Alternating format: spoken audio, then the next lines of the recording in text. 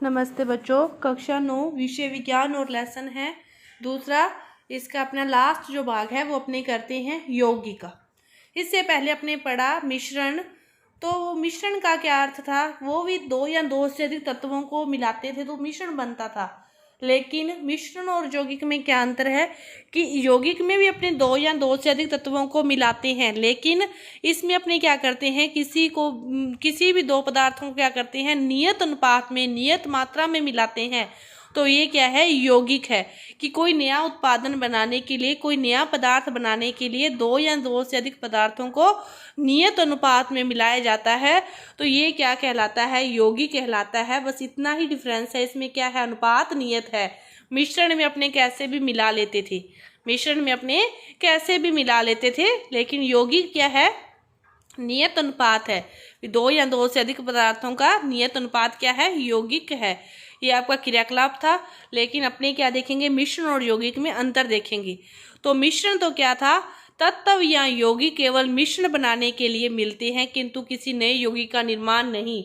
अपने चीनी को लिया, नमक को लिया, मिला दिया, कोई भी नया पदार्थ नहीं बना। लेकिन वो क्या है? मिश्रण तो है, मतलब दो या दो से अधिक पदार्थों को मिलाते हैं तो कोई नया पदार्थ नहीं बनता, कोई नया यौगिक नहीं बनता।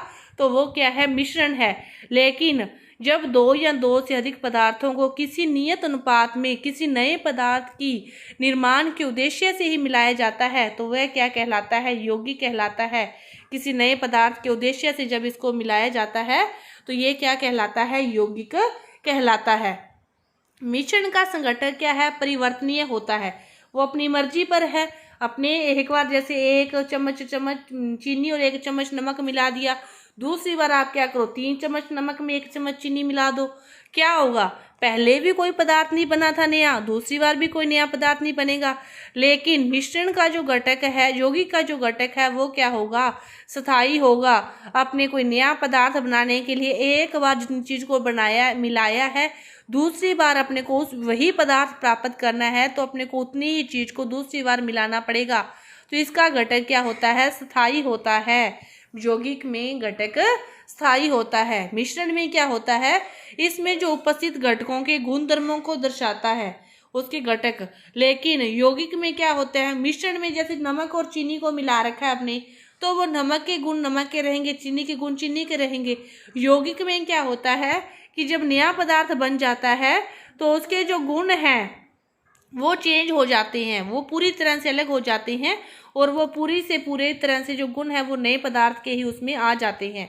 पुराने पदार्थों के जो मिलाने से नया पदार्थ बन गया तो गुण भी क्या आ जाएंगे? नए पदार्थ के आ जाएंगे। तो वह क्या है? यौगिक है। मिश्रण में क्या होता है? घटकों को भौतिक विधियों द्वारा सुगमता से पृथक किया जा सकता है।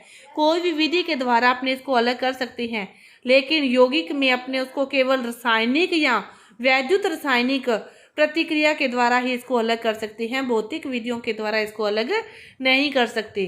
तो मिश्रण का गुण क्या होता है? उन मिले हुए तत्वों के गुण के समान होता है।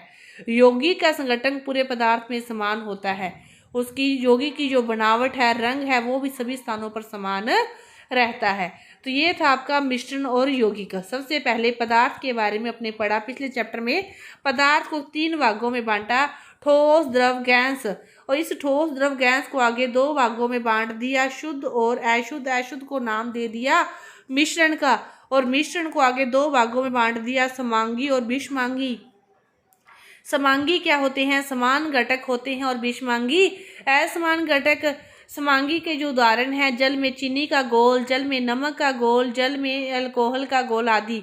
और विषमांगी के उदाहरण है बालू तथा नमक, चीनी, नमक, लकड़ी, रकत, किसी का भी मिश्रण विषमांगी कहलाता है।